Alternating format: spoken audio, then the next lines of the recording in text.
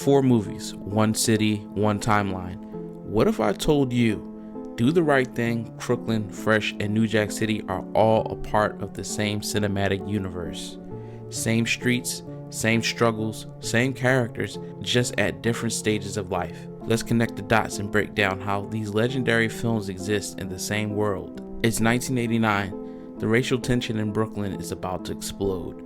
Do the Right Thing shows us the city on edge, anger boiling over, frustration at its peak. This is the New York where young Troy Carmichael from Crooklyn is growing up, watching her neighborhood change. It's also the same Brooklyn that's about to be swallowed by the crack epidemic, which we'll see take full effect in New Jack City. Flashback to the 1970s. Crooklyn shows us a Brooklyn that still had community, family, and innocence before the streets turned cold. Troy's childhood world is full of music, dreams, and tight-knit family bonds. But even then, you can see the cracks forming. Her father struggling to keep up, kids already forced to grow up too fast. It's the same Brooklyn that will later breed the drug dealers, hustlers, and survivors in Fresh in New Jack City. Fast forward to the early 90s. Fresh, just 12 years old, is navigating a city that has fallen into chaos. He's growing up in the aftermath of Nino Brown's empire, learning the game from the streets while plotting his way out. Remember Chris Rock's character Pookie in New Jack City? He wasn't the only victim. Fresh is surrounded by people who fell to the system. The game has changed. Where Mookie was once dodging police and Do the Right Thing, Fresh is now dodging drug dealers, crooked cops, and killers.